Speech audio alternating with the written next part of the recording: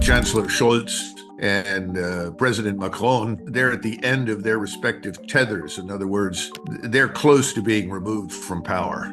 Biden is not in control of anything. Biden says, signs, whatever he's told to say or sign. What matters is what people in Washington think. Understand that Washington lives on an island. We call it Fantasy Island. People in Washington think that the Ukrainian war has been an enormous success story.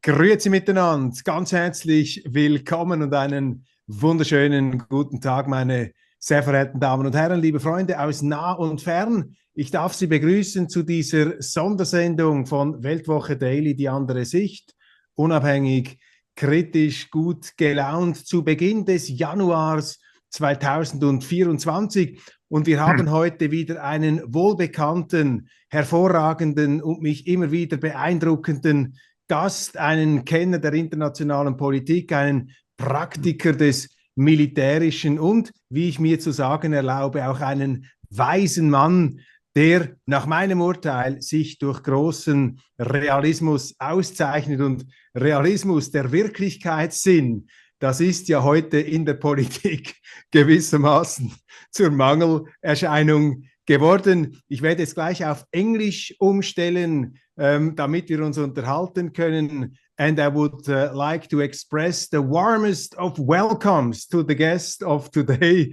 to Colonel Douglas Macgregor. Thank you very much, Colonel, for being with us again to share your wisdom on world affairs. And I hope you had a good entry into this new year, where we all hope it's not going to be a year of utter madness.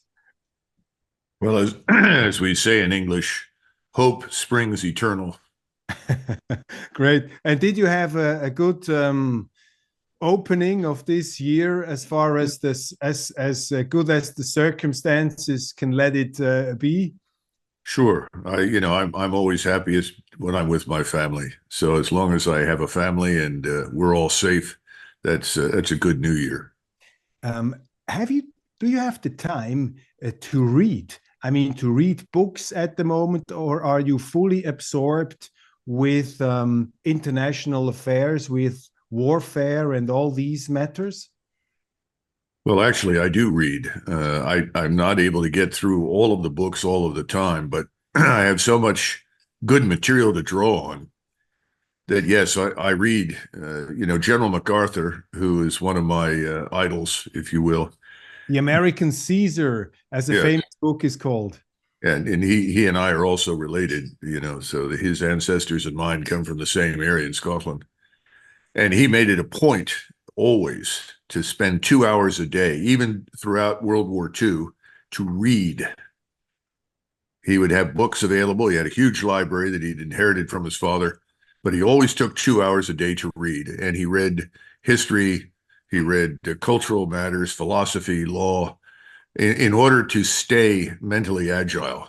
And I think that's what you have to do. If you don't read, you sort of, you're living on old intellectual capital, and eventually that wastes away.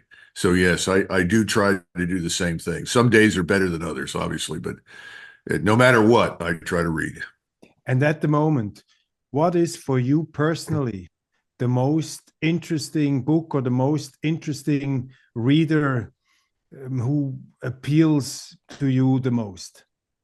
Well, actually, I just received a copy of a book by a German author, a very notable historian.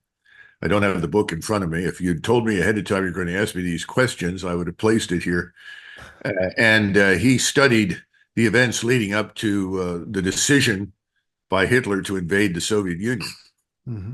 And I was trying to understand what was the thought process, what led people to do something that just a couple of years earlier they had all concluded was a serious mistake and should not be done.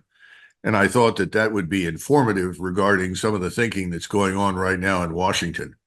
And you said, you talked about an overview. I think Alexis de Tocqueville, who is a French historian, wrote in 1848, "We are all sleeping at the edge or on the bottom of a volcano.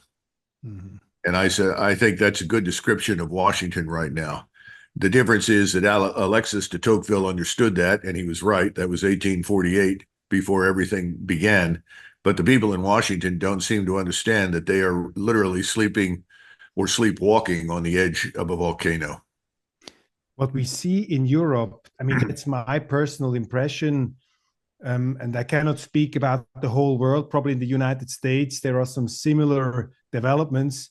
But my impression of politics, especially in Europe, my impression is that we have some kind of hysterical frenzy. It seems so extreme what happened during the last few years. We had Corona, we had the climate change mania, then we had the entry of the Russians into the Ukraine. Now we have the Middle East, and our politicians seem to be like flipper balls in a flipper machine, you know, jumping from one extreme to the other. I don't know, what is your impression of our current times, and what could be the root cause of this frenzy, of this mania, of this lack of inner balance and sense of reality, at least according to my perception?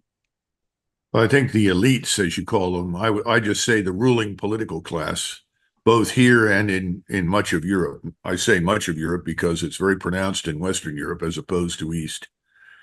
Is this political class is largely divorced from its population. That's true here in the United States. I think it's true in Berlin. Certainly it's true in Paris.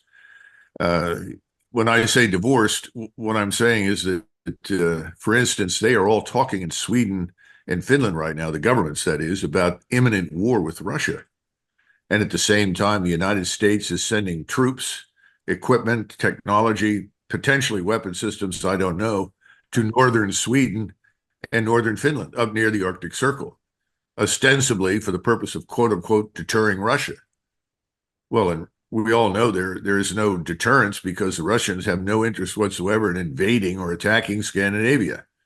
And I think the populations are now becoming alarmed, because they see the arrival almost immediately, as soon as this NATO business was completed and brought both Finland and Sweden in, of U.S. forces pouring into the country and occupying these remote areas that can only be for one purpose: to position weapon systems and probably intelligence collection, with the goal of obviously threatening Russia.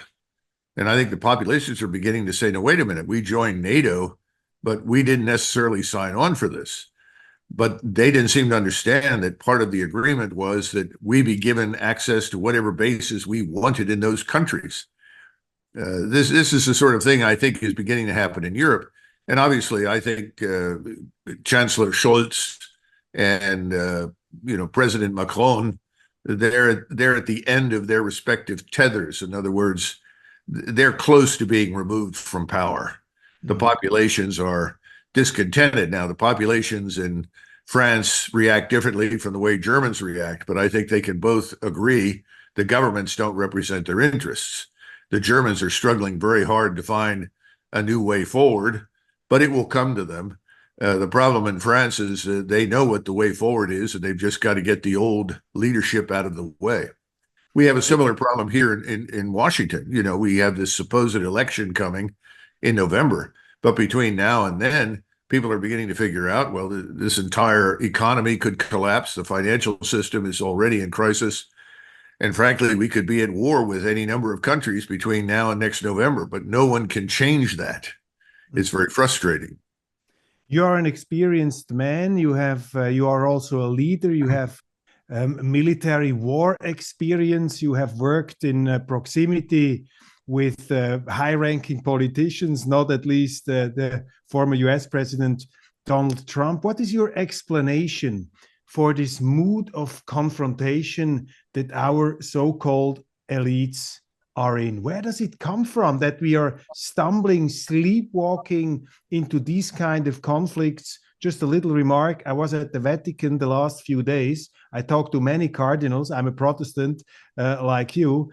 And they told me, not off the record, it's absolute madness, insanity for Europe to enter into a war with Russia. But where does this headlessness come from, this mood of confrontation? What's your explanation?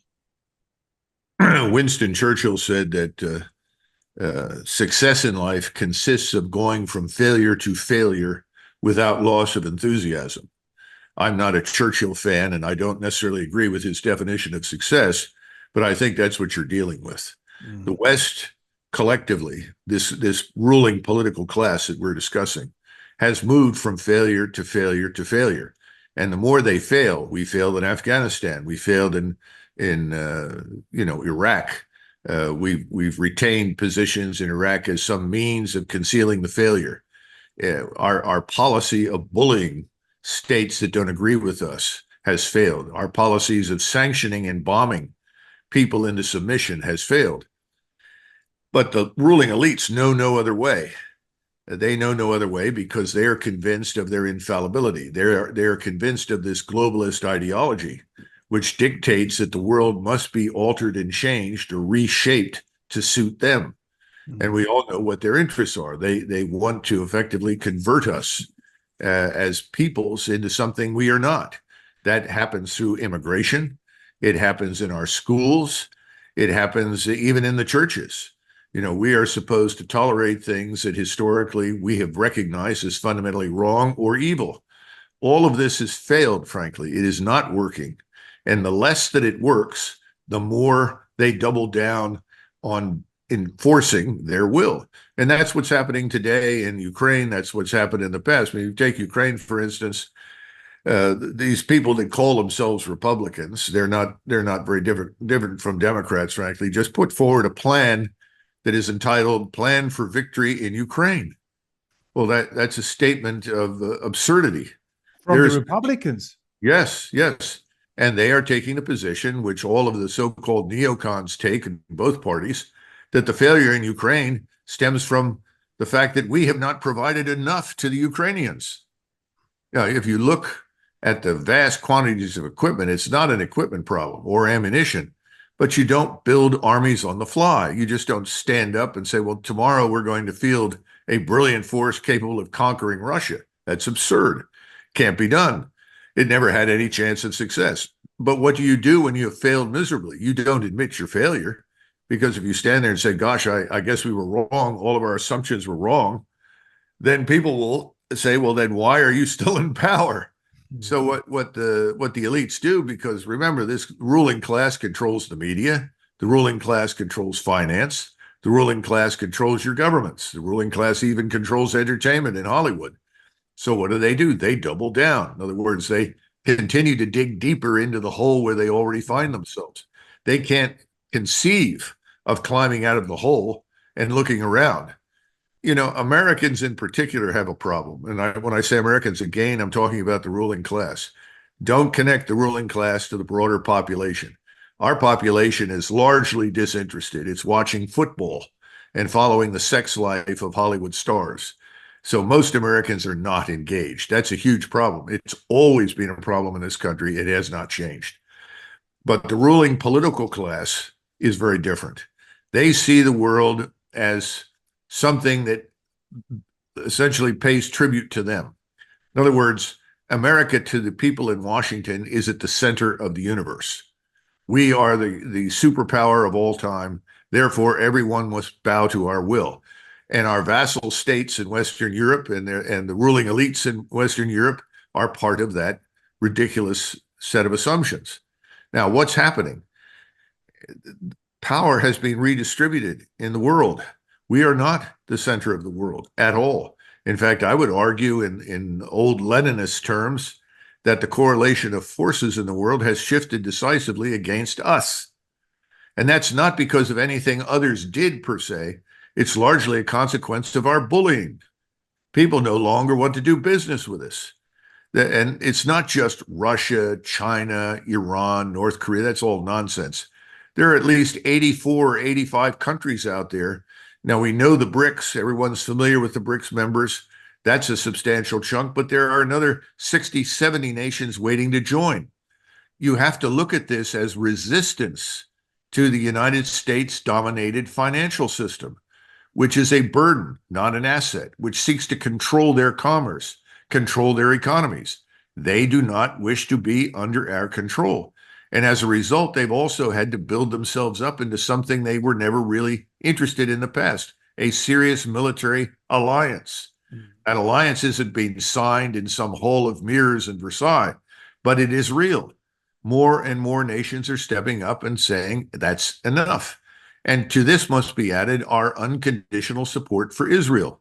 Mm-hmm. And whether you like or hate Israel makes no difference. What the Israelis have done in Gaza is criminal.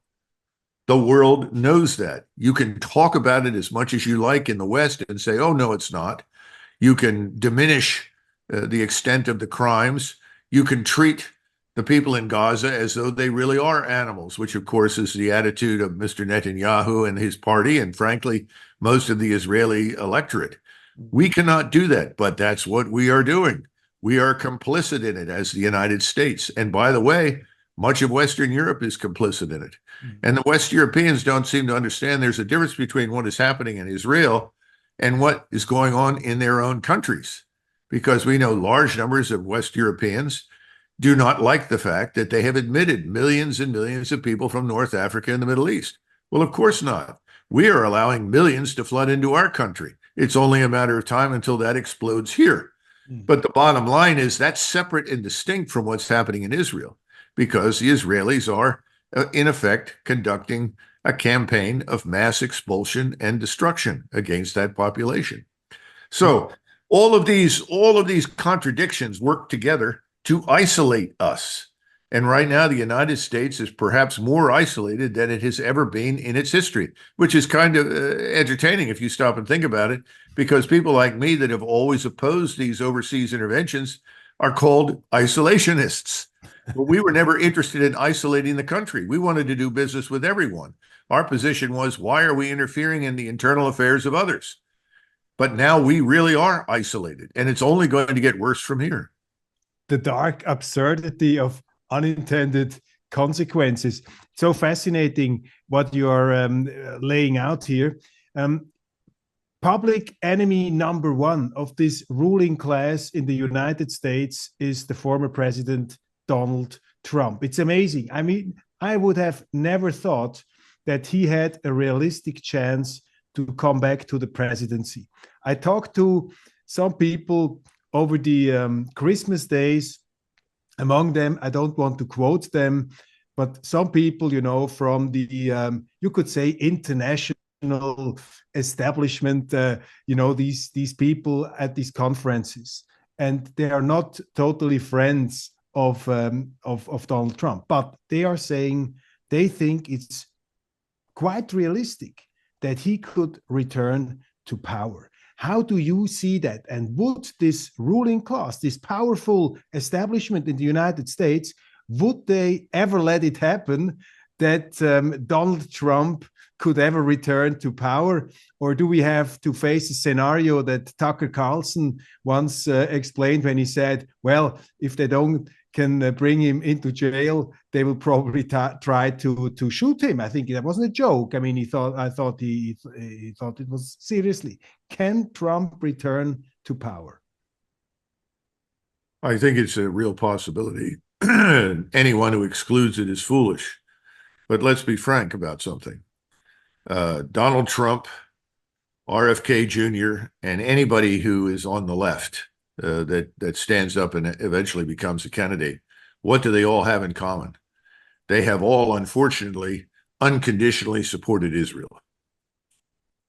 And even Trump has said that if he were president in the future, things such as those things that happened in Ukraine would not happen because he would bully the Russians into submission. In other words, I'm strong, I'm tough, and I can force these people to do what we want, which of course is entirely stupid. Now, to RFK Jr.'s credit, he has not said that. He actually takes the same position that I have over many, many years, that our relations with the Russians should be good. There's no reason why they should not be good. We do not have any vital strategic interests that collide to the point where we should be at war with each other. But having said all of that, there are too many globalists in the camps of all of these candidates. So in that sense, I think the population, the broader electorate, still remains isolated from the candidates. There is no one standing up and saying, wait a minute, we live in a world today where our problems as great powers, France, Germany, the United States, take your pick, wherever you want to go, Great Britain, our problems are internal. They're not external. There are no existential military threats to the United States. Russia threatens us only because we have threatened them. And if we stopped, it would stop. China, good Lord, anybody who knows anything about Chinese history knows that they're not going to attack anybody. They've got the same problem they've had for centuries. Too many Chinese. They've got to manage it. You know, that's every morning Xi wakes up and he's not worried about us. He's worried about what he needs to do to hold China together. And right now, between the banking system, terrible mistakes in the central planning system, economically, financially, China is in a lot of trouble. No one ever brings it up. You know, somebody pointed out the other day that Xi had executed the top leadership of the Chinese Navy, or excuse me, rocket forces. Mm-hmm. Well, that's nothing new. I mean, corruption is endemic in that country. It's everywhere. And we shouldn't be surprised by that. But people are looking at you, gosh, I didn't know that. Well, things don't work. Rockets don't work. Ships don't work. Hulls are faulty and flawed. This is Chinese corruption. Anyone who knows anything about China can talk about it. So there's no threat from China. And the Russians would like to get back to normal business. They'd like to get this war over with. We are preventing that from happening. We are stoking the fires, however weak they may be in Ukraine, to keep this going. And we're convincing everybody through our vassal state leaders in Western Europe to keep up this ridiculous front that somehow or another there's war coming from Russia. It's all nonsense. But the danger is the provocations could ultimately provoke the very thing that we don't want, which is war with Russia. We will enter in these conflict fields in a minute. Just one last political question concerning the United States. I mean, what does it say about the United States that we are about to face a replay of the 2020 election? I'm not against elderly people in politics. Adenauer was quite aged when he became chancellor in Germany. And of course, elderly people can be strong leaders. Ronald Reagan, he was not in his 20s when he was the commander of the American forces and the president. But what does it say about the United States that we seem to have the choice now between Donald Trump and Joe Biden? This is something that preoccupies a lot of Europeans. They think, are there no other alternatives, no other people? What's your take on that? I would say in some respects, we at the moment are a lot like Austria was in the late 19th century. I'm sure some of your viewers will remember Marshal Radetzky. Sure. And Radetzky won the Battle of Custoza, was a celebrated hero, and he actually was a very fine field commander, and he was in his 80s. Well, at that point, he should have been retired, but he wasn't. And in fact, as long as he was alive, they kept wheeling him out, you know, almost to the point of put him in a wheelchair and bring him out again to remind everybody that Austria is a great power. It was ridiculous. You know, that's why you have this novel called Radetzky Marsch. Sure, Joseph Roth, fantastic novel. Well, I think there's a great deal of similarity between what is discussed at the end of that novel, the last several chapters, and where the United States is at the moment. Now, we are still far, far more powerful and potent than Austria, there's no doubt about it. But when you look at the gerontocracy that you've mentioned, that's at the top of our political structure, it's a disaster. It all needs to be swept away. We need new blood. But you're not going to get any new blood until there is some sort of upheaval that dislodges these party structures from power once and for all. Because the structures of power in Washington prevent youth, prevent new ideas, prevent people, I would say, of integrity and imagination from ever reaching office. Now, when this happens in a country, you usually get a revolution. That's ultimately what brought Cromwell to power. Mm-hmm. And Cromwell, by the way, was the model for George Washington in the American Revolution. Well, we're at a point in time where people throw up their hands in disgust. However, there's a profound difference. Our economy has not yet collapsed. The financial system is in crisis, but until it tanks, and it will tank, Americans aren't going to pay much attention. In other words, as long as you can afford your one or two cars, as long as you have a house or you have a nice apartment, as long as you can eat, as long as you are relatively satisfied, I'm talking about the majority, nothing will happen. Americans are by nature complacent in this sense. But I would also argue that you can make a similar argument in Germany and in Scandinavia. As long as things are comfortable, people are not likely to do very much. And so you see the money printing, this flooding the markets with more dollars. You see the Federal Reserve buying up our own debt to the point of absurdity. I mean, it's a shell game. And increasingly, fewer and fewer people overseas want to buy our debt, which makes it harder and harder for us to finance the government. So the answer is, when the government cannot finance itself, everything that we have been talking about that is bad will happen to us. Mm-hmm. But until that happens, not much will change. Don't we see slight symptoms of change? I bring you an example.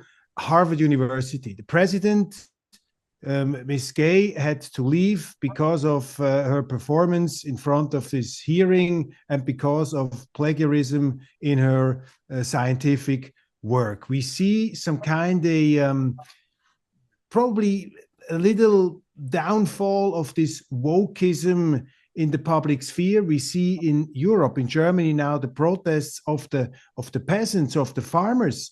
They're on the streets, they're coming with their tractors, they say, we've had it. The government tries to defame them as right-wing extremists, which even common Germans start to think it's totally over the top, it's totally unjustified. Are these not signs that the so-called ruling class, these establishments, they're somehow falling apart, and sooner or later, democracy, an alternative without revolution will prevail? I'm an optimist, but how do you see it? Well, I don't agree with your assessment. I don't think things are changing in the way that you imagine. Not yet. Mm-hmm. If you look at this Harvard president, that woman had no business being president of Harvard University. She had nothing to distinguish her. She was appointed because she was Black. Mm-hmm. That's all. And a woman. Yeah, and a woman. But, I mean, the joke, this is 30, 40 years ago, was that if you wanted to be selected as a Rhodes Scholar to go to Oxford in the United States, you needed to be a Spanish-speaking Black woman with one leg. Yeah, that's been going on for decades.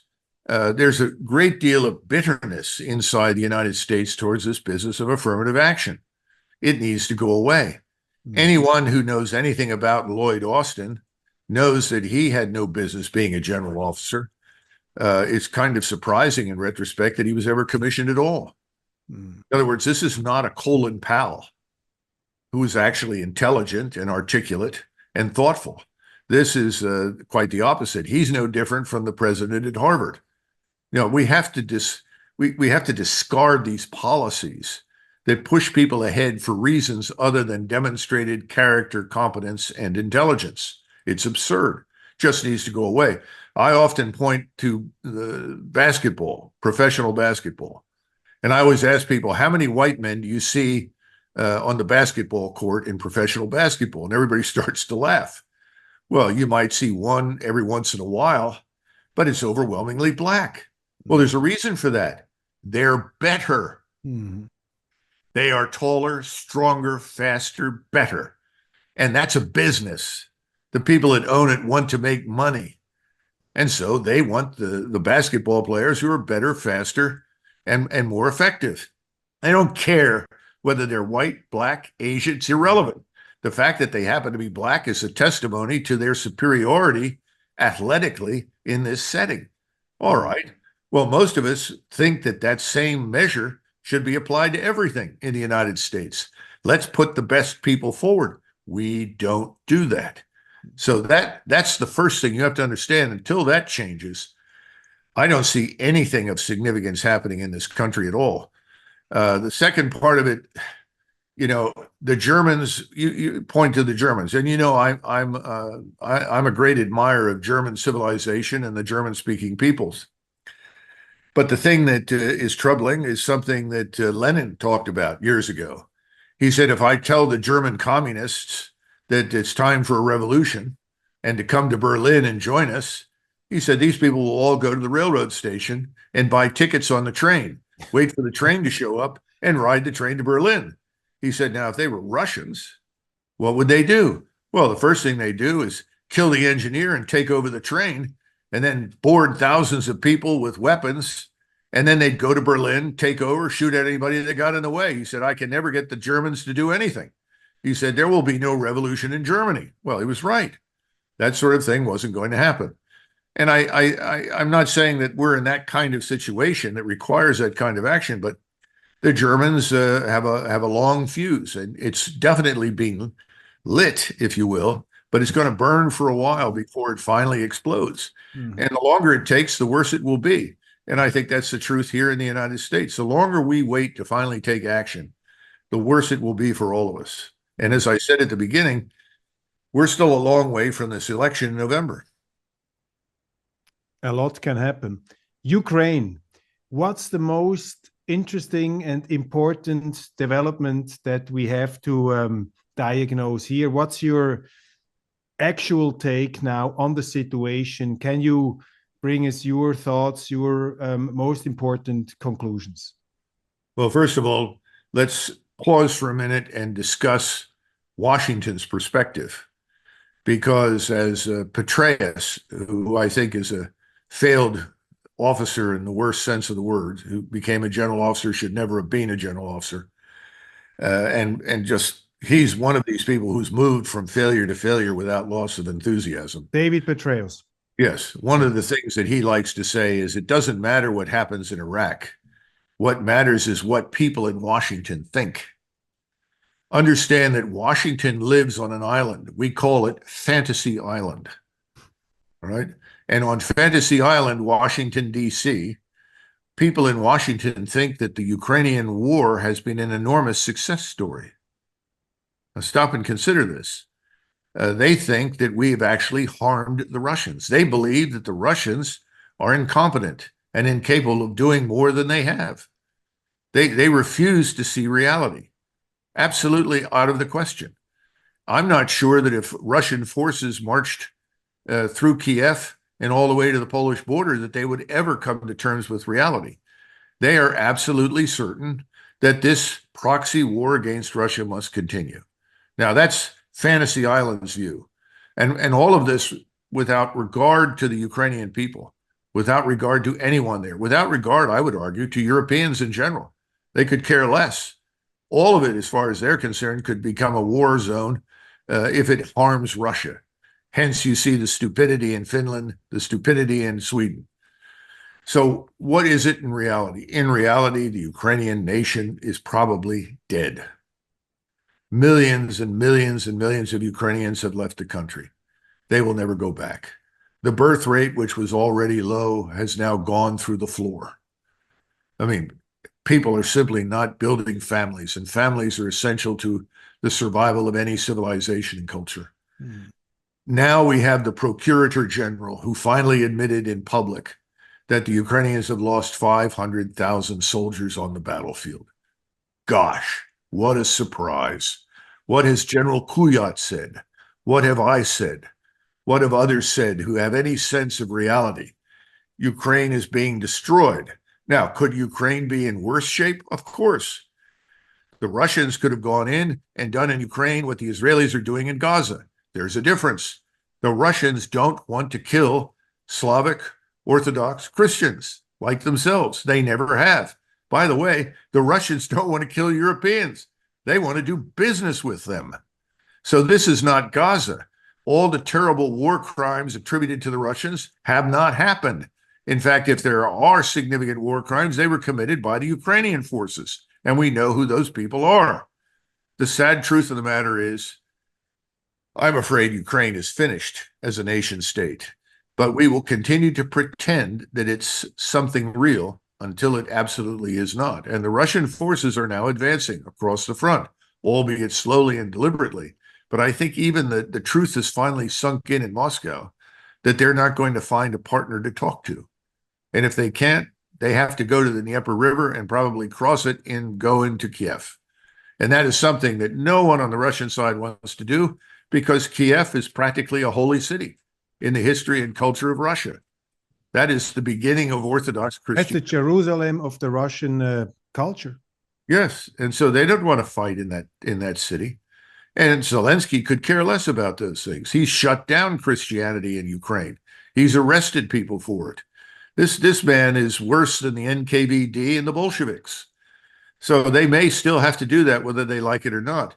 But there's no one in the West right now that's going to admit anything. Now, if something were to change in Washington, then I'm sure that many of the vassal states would go along with it. But I still think the so-called vassal European states are going to have change in their own governments. It's up to the Germans, the French, and everybody else to put an end to it. They've got to do it and got to come to terms with reality. But you and I know you're the voice in the wilderness. How many people get to listen to you, Roger? So what are they listening to every night on television? They're listening to lies, nonsense, fantasy. Well, we have an encouraging growth of viewers, especially in Germany, and I'm, as an eternal optimist, I think that it starts to dawn on people that all these fantasies, all these illusions, all these goals, that they have not been fulfilled.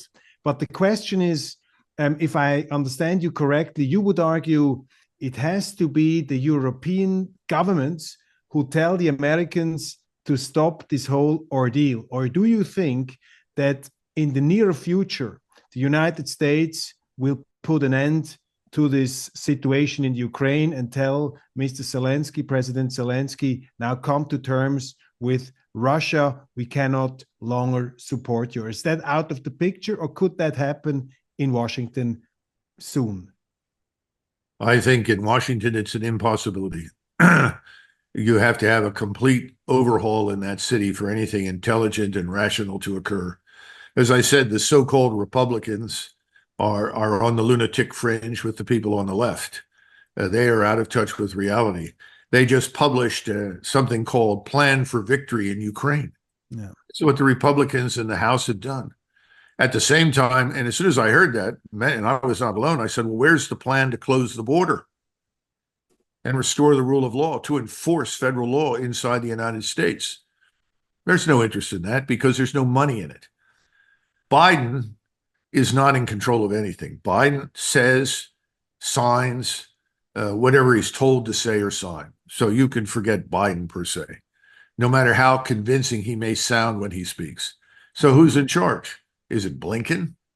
Is it Mayorkas? Is it Merrick Garland over at Justice? Is it Wray in the FBI? Sullivan, the National Security Advisor? There are lots of people that wield power behind the scenes, and of course, they're responding to donors, people with billions of dollars who want certain things to happen. They want the war in Ukraine to continue. They want war in the Middle East on behalf of Israel. And they think in doing so that they are going to make Israel more secure and more survivable, when I think it's going to have the opposite effect. That's where we are. And until the people that are there are removed and sent away, and we bring in fresh blood, fresh leadership with fresh eyes, I don't expect Washington to change. So that means Europe has to do something. Now, everyone looks at me as soon as I say that and say, oh, come on, Douglas, you know NATO and EU, these people won't do anything. Well, we'll see. Like you, I'm somewhat more optimistic. I think in Europe, things could change sooner than they will here. I talked to a taxi driver recently in Berlin, and we talked about the United States. And of course, in Germany, they're always a bit careful what they're saying, to a stranger. But somehow we got along quite well. And I asked him, what do you think about Donald Trump? What is your perspective? And then he said to me, an intelligent man, taxi driver, he said, well, to me, Donald Trump is the last hope of civilization. He would end these stupid wars. That was his promise at the time. What are you saying? Would you say that Donald Trump would stop these wars? And talking about Russia, how big could the influence, the impact of Donald Trump be on Vladimir Putin? They always said they got along quite well. They respected each other. Could Trump bring Putin into a position to find a new partnership with the West? International relations have nothing to do with personalities. It's always nice when one person can agree with another, but international relations is ultimately about interests, hard interests. When in 1938, Stalin and Hitler decided to sign the so-called Non-Aggression Pact, which resulted in the dissolution of Poland, why did that happen? It happened because they shared interests, not because they liked each other. They both hated each other. The notion that Donald Trump will come in and instantly change anything, I think, is something we need to re-examine. First of all, the last time, it didn't work very well. We spent 4 years while tragically he floundered. The question is, has he changed? Will he bring in completely new people? Or are we simply going to see more retreads? In other words, individuals who are part of the problem, part of the Washington swamp, people who already have one foot on Fantasy Island. Fantasy Island is poisonous. You've got to get rid of it. So you've got to bring in new people. The second thing is, has he finally discovered the enormous power at his disposal? I don't know. I mean, right now, the presidency seems to be almost irrelevant. Congress, the Senate, and the House have enormous power because there is no one in the White House. What's happened, though, is that the people behind the scenes, some of whose names I mentioned, are in agreement with people on Fantasy Island that are in the Congress, that is the Senate and the House. So can he go in there and can he make profound change? What has he learned? And I'm not yet sure that he's learned the lessons he needs to. And the other thing is that I'm, as an English speaking person, I don't like the idea of people looking for saviors. I hear people say, "Oh, he'll save us if he gets in there." I hate that sort of thing. To my core, I like to think in larger terms, and I always believed in the Republic. So I'm disenchanted with the savior or this messianic complex that Americans are looking for someone to step in and save them. It's bad. I don't like it. It doesn't appeal to me. And so I have serious doubts about that. But then again, we'll have to see. I just don't know. And I look at the others, there are no saviors out there. But many destroyers. Let's talk about Israel. There are rumors, there are talks that from this regional war in Gaza and in Israel, there could emerge a larger war. How dangerous is the situation in the Middle East right now?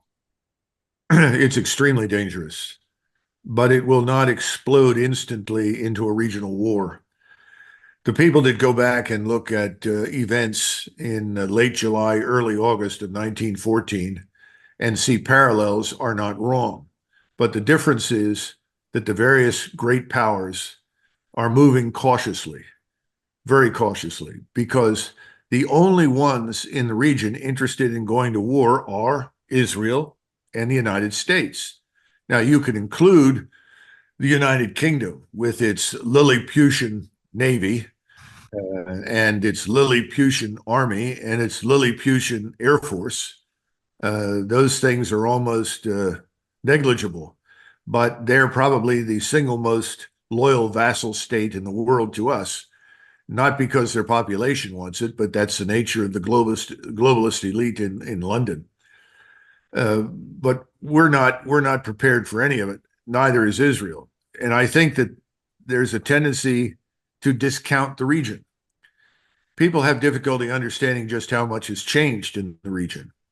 They think that this is still 1973, when the Israelis made a similar error and they were surprised, and then they rebounded with lots of help from us.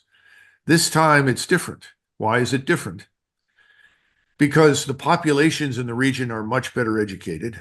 The populations in the region can pick up this, just like you and I, and they can turn it on and they can watch what's happening on the ground in Gaza. The populations in the region are enraged. They do want action against Israel. The problem is that the leaders in Saudi Arabia, the Emirates, and Jordan and Egypt know that their countries are fragile. Their societies are fragile. They don't want to sustain extensive infrastructure damage, but they may not have much choice. So what we see happening right now is a little different from 1914. We just launched strikes into Yemen against the so-called the Houthis, these Shiite tribesmen in Yemen, who are incredibly tough people. I mean, you have to keep in mind that they've been bombed and harmed by us and the Saudis for years, until finally there was some shred of humanity in the United States and people recognized this shouldn't go on. They launched some strikes. What did we do with these strikes? Well, the first thing we did is inform the Houthis that we were striking them. Isn't that interesting? We told them we're coming. We may have told them roughly where we're coming. We seem to have picked targets that we've struck before. Now, I haven't seen a detailed target list. I don't know in great detail, but if you look at the map and you look at the things that they've destroyed and you compare it with what we've attacked previously, looks a lot alike. In other words, it's difficult to believe that we found something new. And I've been through this before during the Kosovo air campaign. People bombed and bombed and bombed, and they ran out of targets. And so what did we do? Well, we went back and hit those targets again. What do you do when the bombing campaign doesn't work? And ultimately, that bombing campaign failed. It was our bribing of Yeltsin and his government to support us that persuaded Milosevic to stop, because the Russians called him and said, we can't supply you over the winter. We can't provide you with what you need. You're going to have to throw in the towel because we can't do what we promised. And so I don't know how many billions of dollars Strode Talbot promised them on behalf of Clinton. I don't know the details. Nobody really does. But Yeltsin and his government said, fine, we'll throw Milosevic and the Serbs under the bus. Mm-hmm. The rest is history. This time, we're doing some of the same things. So how much impact will this have on the Houthis? I don't think it's going to have much impact. Now, then that means the Houthis go back to launching drones and missiles at whatever commercial vessel decides to penetrate the Gate of Tears and move into the Red Sea. And then as soon as they do, even if we shoot the stuff down, that's enough to stop everything. Because right now, the insurance companies have effectively said the whole area is a war zone. Mm. And capital always flees conflict, which means all the ships are going to be rerouted anyway. So what did we accomplish by formally turning the region into a war zone? We accomplished nothing. We made things worse. However, I think we appeased Mr. Netanyahu. And the important thing to understand is that Mr. Netanyahu has a great deal more power and influence in Washington than Mr. Biden. Mm-hmm. How do you assess the warfare of Israel in military terms? I mean, there was a presentation by the Israeli embassy in Switzerland. They invited journalists and showed them footage of the atrocities of 7th October, of course, to show that they have to do something, that Hamas is an extremely cruel organization, and that it is very hard to reach your military goals if you're confronted with an enemy who has tunneled himself into civilian houses and hospitals, etc. I mean, what do you say about the way of the Israeli warfare? Is it adequate? Is it totally overblown? What's your take on that? Well, the Israelis are very similar to us in that when all else fails, you bomb. They are casualty averse. In other words, they're very sensitive to Israeli soldiers being killed and wounded. So I would say several things. First, the Israelis acted on an emotional impulse. In other words, people at the beginning of this process were emoting, not thinking. And the emotion, which was shared by the entire population, led them to the conclusion that the only way this war could be won was to destroy the population of Gaza as well as its dwellings. In other words, you either kill the population or drive them out, and you make it impossible for them to come back. Now, this is not a new idea, but this is really what was behind everything. Now, that doesn't mean that they don't care about, hostages. They do. It doesn't mean that they're unconcerned about their own losses. But I think in a heat of emotion, they decided we're finally going to do what we've always really wanted to do anyway. This is a great excuse to do it. This is certainly true for Mr. Netanyahu. Now, as far as the atrocities on 7 October are concerned, and there were some, as time has passed, we see a lot of people debunking many of the claims that were made originally. Now, I haven't studied that in detail, and I'm not suggesting that exonerates Hamas. Hamas went in and did terrible things. I do subscribe to the view that Hamas did what you would expect people to do who emerged suddenly from years and years and years of deprivation and oppression would do. So that's true. Mm-hmm. The second thing is, I think the Israelis made some assumptions about the Hamas fighters, their enemy in the region, that were untrue. They were unsound.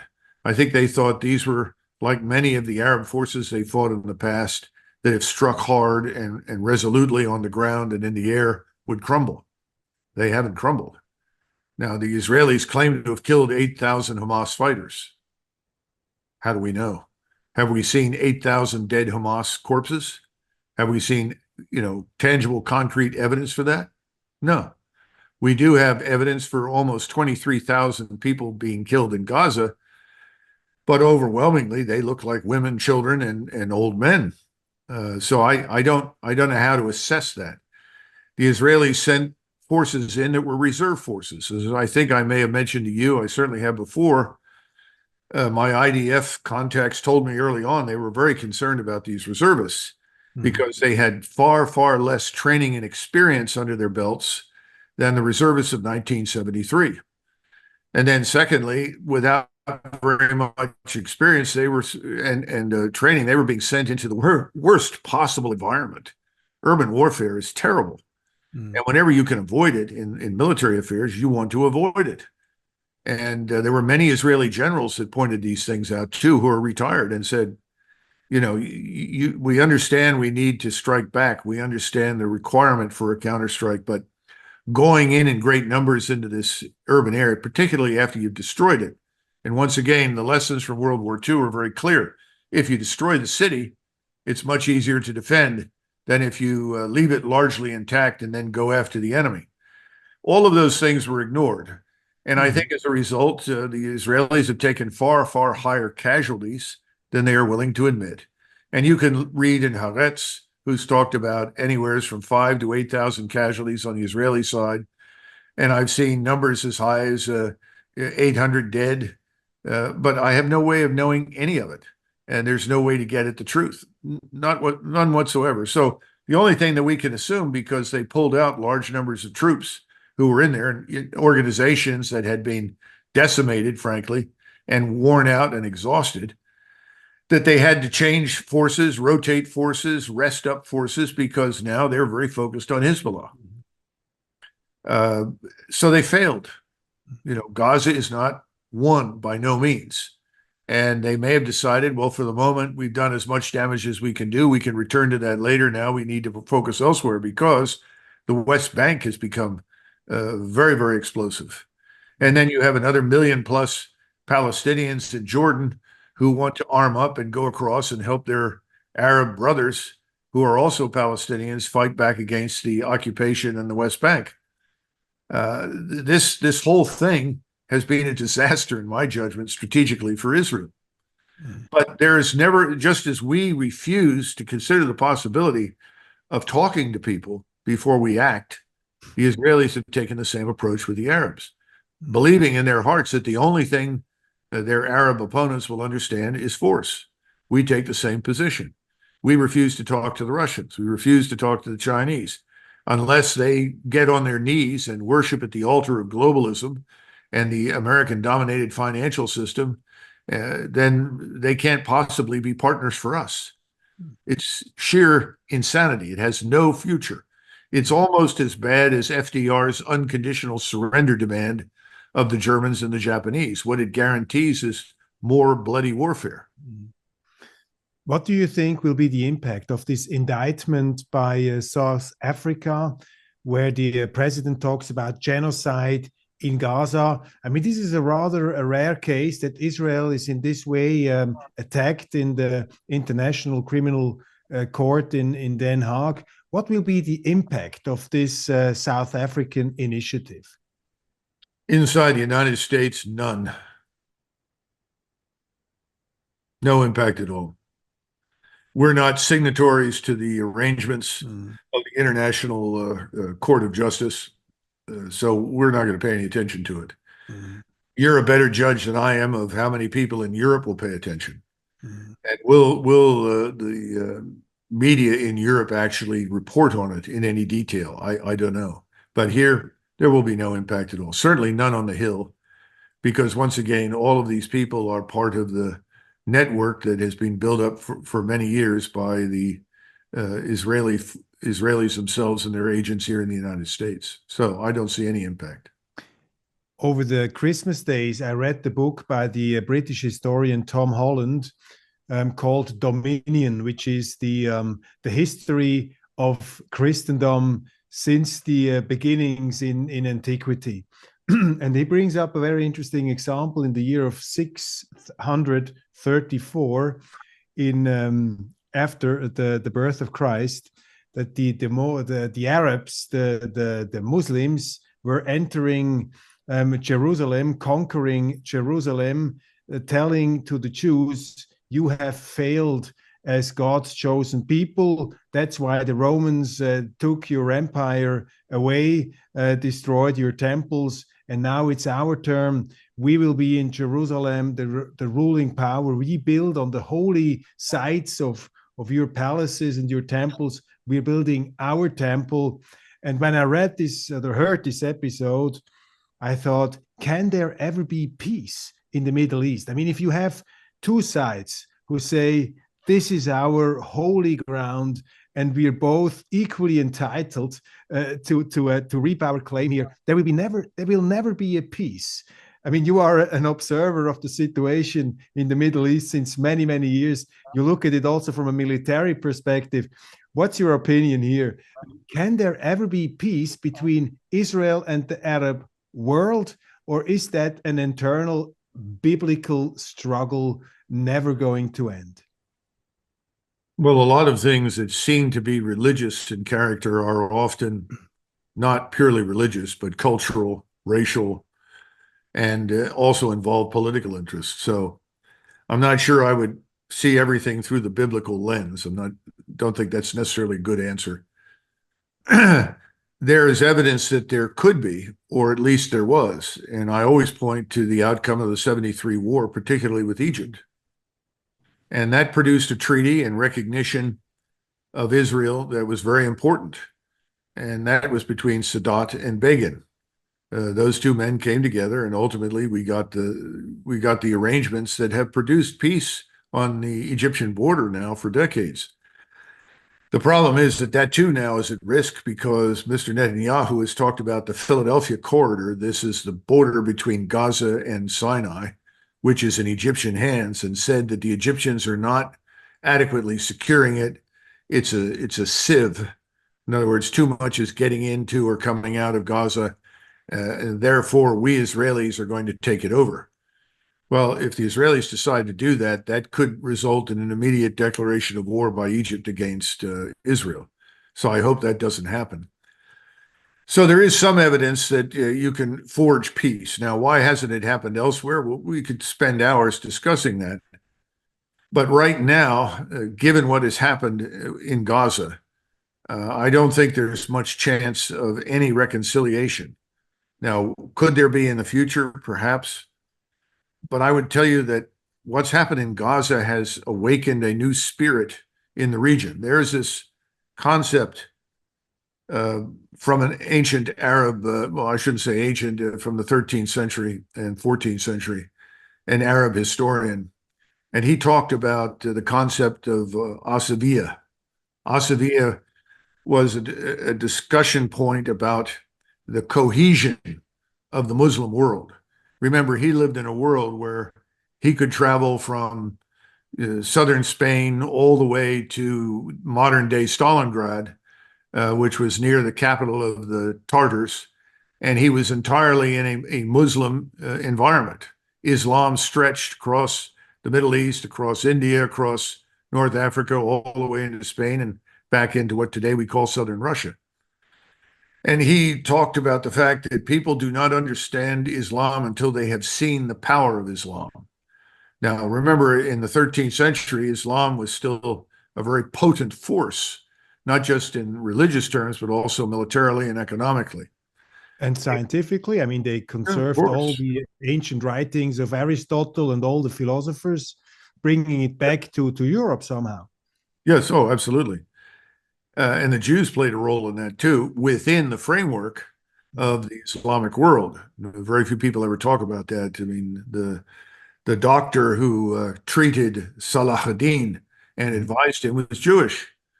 So there was a role for them in that part of the world. That later on there were problems, but the point is that that was a different world. Now, I'm not suggesting that today they would all automatically or instantly rise up as one, but people that I know very, very well who are not Americans per se, some are, one or two were, they have traveled within the last 4 weeks to every major capital in the region, including Tehran and Ankara. And they have told me repeatedly that what they hear in Cairo, what they hear in Riyadh, what they hear in Ankara is the same thing. And that is Sykes-Picot is over. It's finished. In other words, what brought Israel to life is no longer going to be honored any longer. That's very important. And the second thing is that even those who have serious disputes with each other, when I say serious, most of it's territory or people, particularly the Turks and the Iranians, or even disputes over territory in the Arabian Sea between the Iranians and the Arabs and so forth. These things are being suppressed in favor of recognizing the criticality of unifying against Israel and the United States. It's only a matter of time until we see, I think, the massive embargo on oil and gas begin to take its toll on us, on Israel, and on Europe, I would suspect, over time. The Chinese are very upset about it because they are very dependent on what comes out of the Persian Gulf. They are also dependent on the food that comes out of Africa to reach China and feed 1 billion people. My point again about Xi is that Xi is the last person that wants a war. But depending upon how these events develop over the next few months, he may feel obligated on behalf of his country to intervene in some way to support those who promise to end this stupidity. And that's not us. And it certainly isn't Israel. Israel wants, in the form, not just because of Mr. Netanyahu, and this is important to point out, Netanyahu may go. This war will not end. What the Israeli population wants is a showdown. And they want us to be part of that showdown because they know otherwise they can't win it. So I think once you begin going after the Houthis, it won't work. And so then someone's going to step up and say, well, we're going to have to send in ground forces. And, my British friends who served in Aden all shake their heads and say, the last thing you want to do is chase these people through the mountains of Yemen. Very unrewarding operation. But I don't see how we avoid that, given the probability that these bombings are not going to change a great deal down in Yemen. I think the Israelis, rightly, by the way, see Hezbollah as far more dangerous and potent than Hamas. And I think they'll want a war of annihilation against Hezbollah, which is why, of course, we had a carrier battle group up there in the Eastern Mediterranean. And I'm sure we'll see another one arrive at some point in the near future to augment and reinforce Israeli operations against Hezbollah. At some point, this brings in Iran. And the Turks and the Iranians and virtually dozens of countries in the Middle East and Africa, they've all signed on, and so has China, for this court case in the International Court of Justice. There's no question in anybody's mind about who is responsible for these horrible atrocities and who has to be prosecuted. So again, we're very isolated. We have our, Lilliputian friend in the United Kingdom sailing along behind us in a little dinghy.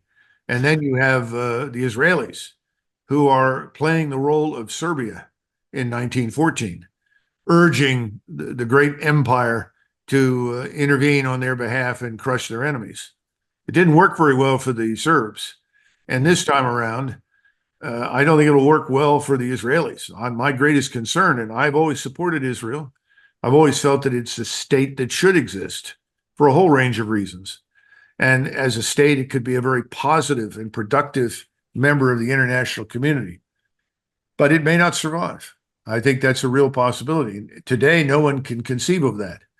But we're in a slow progression down the sort of side of the hill. I always tell people that I see the United States government much like a runaway locomotive. It's headed down the side of a mountain, but it's a mountain in Switzerland, and it takes time to get down that mountain, but they're headed down and they don't have any brakes. Now, there is a brake that's possible. It's called financial ruin. That could operate as a brake on this. But unless that happens between now and April, I think by April, we will be involved in a regional war that sadly has the capacity to become global. I mean, the Russians are not fools. They're watching what we're doing in Sweden and Finland. They listen to these maniacs in Lithuania and Poland. They're worried. I would be if I were a Russian.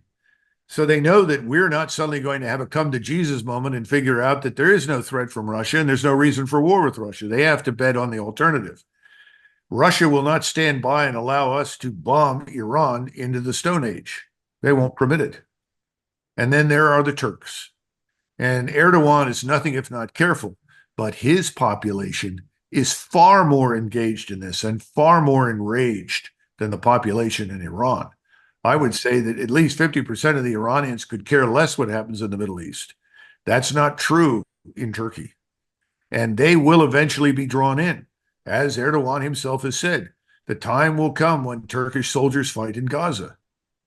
I think it's all going to come together this year, and I'm predicting April timeframe, maybe May, but I think it'll take the next several months for this to coalesce and build up. So it is not like 1914, where you could instantaneously trigger de facto existing alliances, because the difference is that the people in the region, their leaders, don't want war.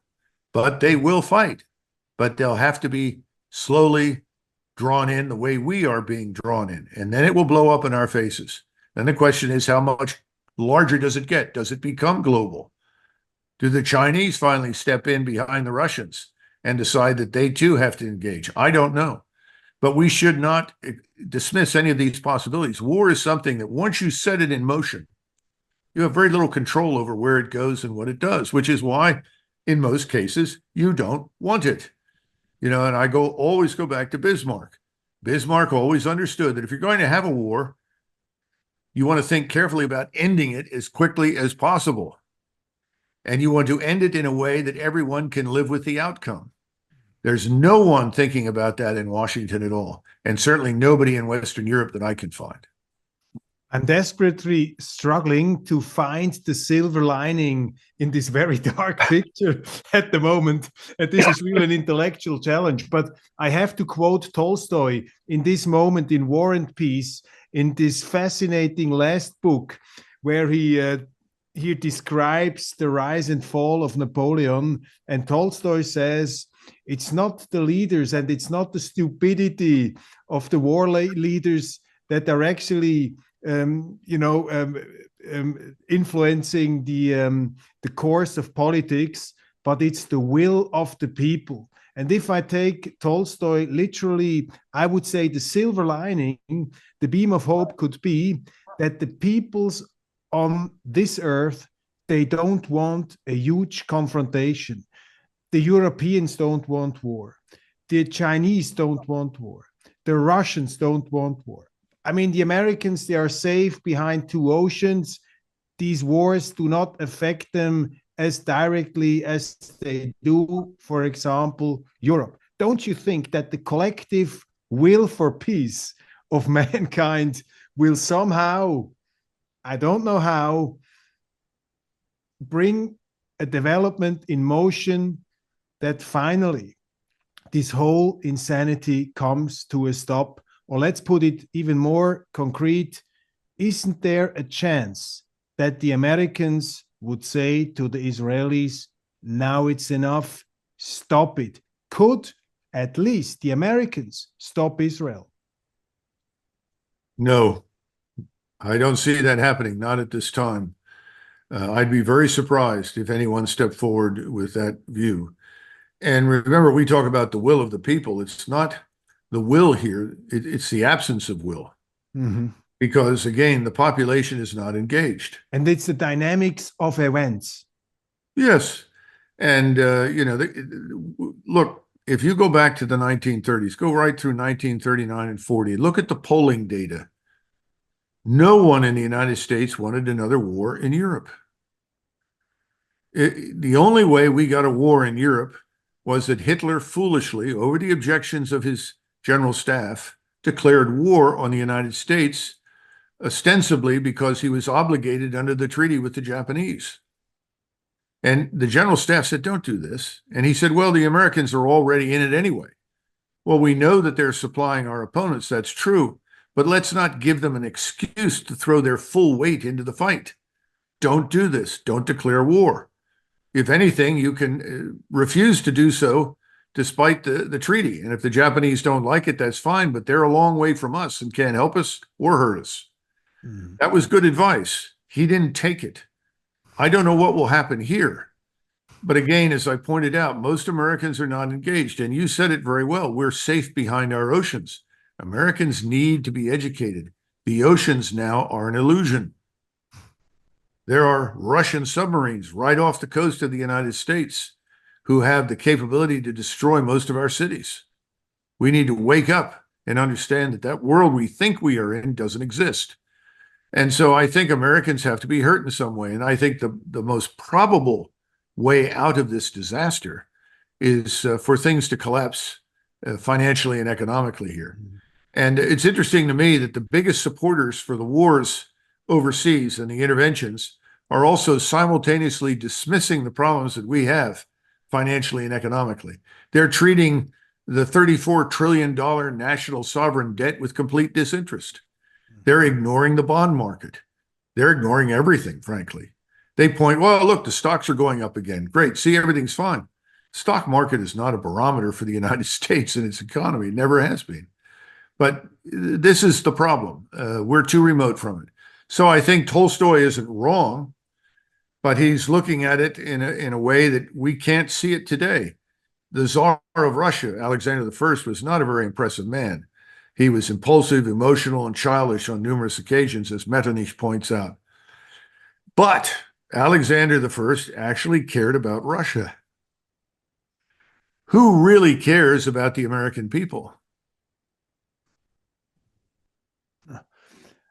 I mean, do you think that the fact that we have these two wars now in the Middle East and still in the Ukraine, that's a symptom of the weakness of the United States?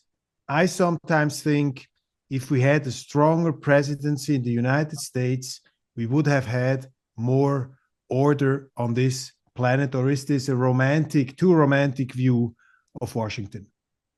Well, keep in mind that globalism, which aspires to global governance, is inherently anti-democratic. Mm. Everything the EU wants to impose regarding vaccinations, immigration, rights, whatever, all of it is anti-democratic. The peoples of Europe have not been consulted directly on most of these issues. No one in the United States is being consulted on anything. If you had consulted the American people on immigration, that would have ended 30, 40 years ago. Mm-hmm. They were never consulted. If you had asked the American people about what to do in Iraq in 2003 after Afghanistan, I don't think the majority of people would have voted for the invasion.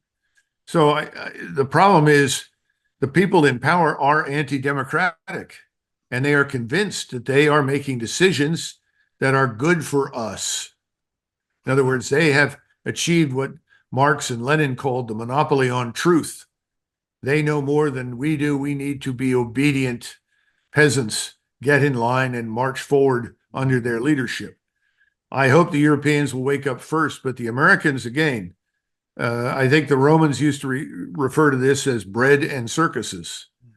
We are drunk on bread and circuses. And as long as we are focused on bread and circuses, where the legions are, where war is waged, makes no difference to us.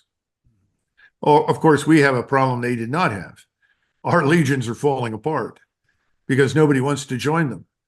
And you have a huge issue there with the quality of people joining them. But no one talks about that because, again, Fantasy Island says it's still 1991 when we were a different nation and we had different forces. It is not 1991. But Fantasy Island hasn't caught up. And I just don't think it'll catch up. Only a tidal wave that comes out of nowhere and sweeps Fantasy Island and rids it of these people can save us. So that would be, I mean, in my understanding, your appeal, I mean, I take it from your rather gloomy analysis, the appeal is that somehow the peoples, the democratic sovereign, we, the people, we have to topple these governments, find new people, and then they have to work towards peace. Because if we let that just slide on, we are in a situation that gets worse from day to day, and we'll probably end up in a regional or even in a larger than regional big war where you have a real confrontation, a military confrontation between all these powers you have just mentioned. Yes, I think so. And in a different world, if this were the age of Dwight Eisenhower or Richard Nixon, I think people would say, well, this solution is obvious. Stop the Israelis from bombing Gaza. Pick up the phone calls, stop now. Because they would be able to see that it's like looking at an edifice, a wall, an arch, and the stones are falling out. The national security environment is collapsing. So what do? You stop what you're doing because the world doesn't really want to go to war, or shouldn't, and it's not going to satisfy Israel. But Israel is in a precarious position. It too needs to think about its own survival. It should not overextend itself and overreach and assume that it can leverage us indefinitely.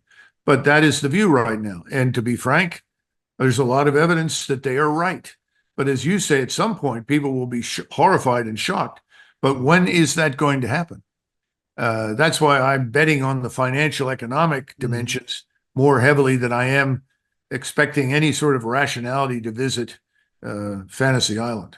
One thing that I think is, in my eyes, a root cause of this mess is the loss of religion. I'm not a very religious man, but I think that the loss of religion, the loss of tradition, the loss of the roots, and the loss also of the humility is a root cause of this, you know, this megalomania that we see in political governments. These people think they are the measure of all things. They think they can succeed, whatever the cost, and there is a total lack of humility. And I think this lack of humility has something to do with the fact that we don't have religion anymore. The people are running after pseudo gods. They think they are gods themselves. Do you think that the lack of religion, the lack of tradition of our roots is somehow one of the deeper causes of all these problems we're talking about? I certainly think it plays a role. I would go a bit further. And again, Europeans understand this, Americans do not. But if you look at the Holy Roman Empire of the German nation, which everybody says was neither holy nor Roman, that would be true, but that was the largest construct. Then you had Polish Lithuania in the east, then you had France and Britain in the west. But in those times, in the Middle Ages, in the aftermath of the Roman Empire, you had three important institutions that were the foundation of European civilization: One was the church, one was the crown, and the other was the army. World War I tended to destroy those three. World War II almost finished them off completely. Have we ever really replaced those as the foundation for our identity, our purpose in the world? Don't think we have. I mean, whenever I visited Vienna, my friends in Vienna would say, well, welcome to the museum. And I would say, what are you talking about? Well, this whole country is a museum.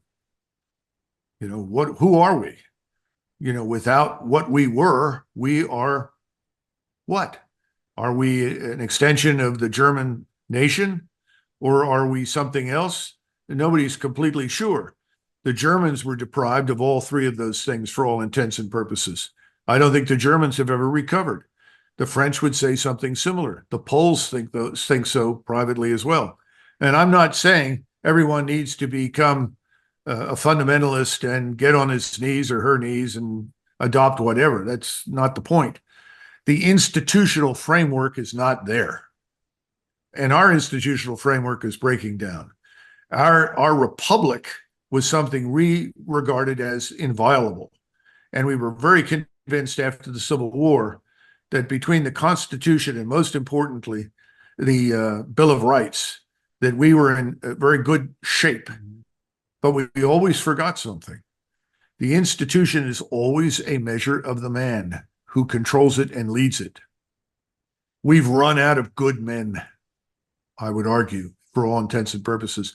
And this is something that Lord Macaulay, a British historian, warned us at the time. He said, things will be great in the United States as long as they continue to find good men to run it, to populate it, and as long as the population is engaged. But our problem is now very different. Remember, our structure was designed in the 1780s for a nation of a few million people, all of whom spoke English, most of whom were white and Protestant. Today, what are we? And the other question is, well, today is a very different country. Who are we? And does this 18th century concept of government really make any sense? But I tell people over and over and over again, the thing we must cling to desperately is our Bill of Rights. That is the centerpiece. When that cracks, and we've seen a lot of evidence right now for the weaponization of government against our citizenry, that's falling apart. Now, it hasn't fallen completely apart, but it's at great risk. The Bill of Rights can carry us through many things if we can enforce it. But to enforce it, you have to have the rule of law. And that rule of law, which used to be the hallmark of this country, is definitely in trouble. Yeah, and this is a phenomenon we see also in Europe. I mean, you see these news that in Poland, the new government is taking into prison former ministers. They're arresting them even in the presidential palace. You have, news like this, or you see in Germany, where the government institutions start to criminalize the opposition. Everybody who is against the government is called a right-wing extremist, a Nazi, and probably they can be arrested too. I mean, one can argue this is a very dark situation. On the other hand, it can also be read as a symptom of desperation. It shows somehow that these political governments, they're really at the end of their Latin, they are at the end of their song, and the only instrument they have left is to use their power to start to close down the opposition, to fight them. I mean, it's actually a symptom of weakness. Oh, I think you're right. I think that's absolutely true. I would compare the current environment as a sort of a slower but nevertheless effective emergence of Bolshevism in the West. Totalitarian, a kind of a soft totalitarian approach. Yes, yeah, but these people are very much like the Bolsheviks. In this country, we have them who will openly tell you that their inspiration is Trotsky, who, of course, thought of himself as a more humane version of Bolshevism, although he nearly killed millions of people as well. This is what you're talking about, because if you look carefully at the agenda, drop the age of consent for sex with people to 12.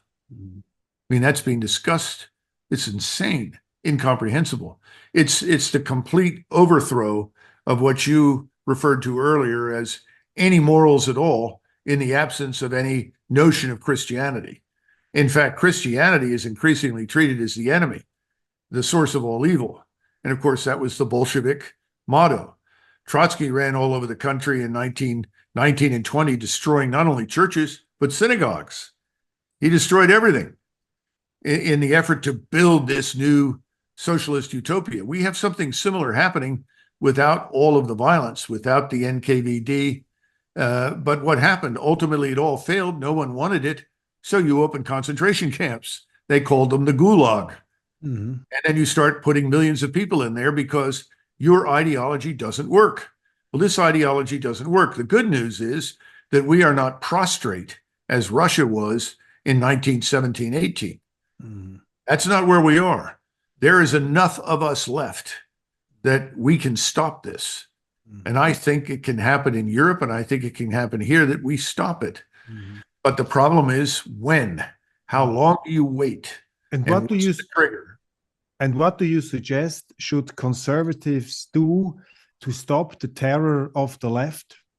What do you suggest to conservatives who feel, sidelined, threatened, accused of being right-wing extremists? What's the best way to counter these totalitarian leftist defamations? Solzhenitsyn once addressed his comments to the Politburo in Russia, and he pointed out at the beginning of them, I know there are sons of Russia in this government who believe in Russia. Where are you? Step forward. And then he went through his the rest of his remarks, which were, as you know, very similar to what we're discussing today. Mm-hmm. I think the question has to be, where are the sons of Germany? Where are the sons of France? We all already see people in the French military, God bless them, who describe themselves as soldiers of France. We will not let this anarchy continue. Well, we need a similar movement, but we need action. In other words, appeal to them as what they really are, not as, Weltbürger, this sort of nonsense. I'm a world citizen. That's all crap. What are you? You're a German, you're Swiss, you're Spanish, you're French. When are you going to step forward and defend what you really are, your country and what it stands for, the institutions that make it up? And that's what I talk about frequently. Where are the Americans? I'm tired of all these people that want to be something else and then American, or want to be a dual citizen or something. That all needs to go away. Either you are an American or you are not. And what is an American? Answer that question. When those questions are answered where you are, I think you will begin to get change, and you will realize these governments in Europe are fundamentally opposed to their own country, their country's history, its culture, its way of life, its people. They want to dissolve it. They want to do away with it. Somehow or another, in their deranged minds, they think this is good for the world. One of the things that we used to say when I was on active duty, we thought we were in Europe because we thought we were defending European civilization. We used to say, if water is purest at its source, then this place called Europe is the fountainhead of our civilization. And that, of course, is when we thought, as Americans, that we too were part of this civilization. Of course, my French friends used to say, Douglas, no one thinks America is really part of Western civilization. And I would laugh. But the point is, that's where you've got to go, And if Europe goes there, we'll be fine. You'll come through it.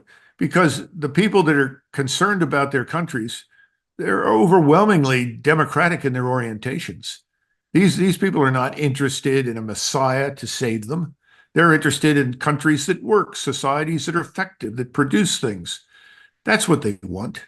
So I absolutely oppose these people that say, oh, well, you're talking about something that could become fascism. Fascism emerges when countries are fragmented internally and the majority of the people that are inside the country are at risk. They feel that they could be destroyed.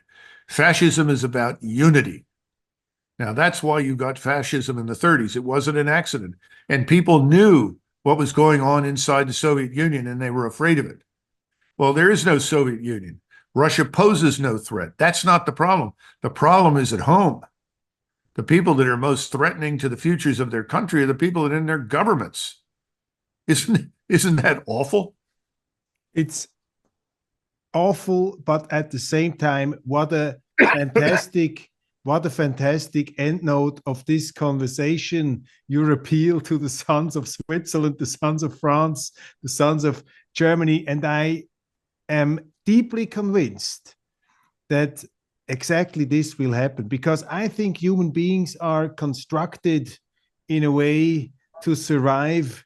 And after terrible errors, somehow the light of enlightenment will touch them. The question is when. Colonel Macgregor, many thanks for this, again, so illuminating conversation. It's always a great pleasure talking to you, spanning all these fields and these territories. Thank you very much. All the best, and let's hope for the sons of the United States, of France, and of Germany. Thank you, Roger.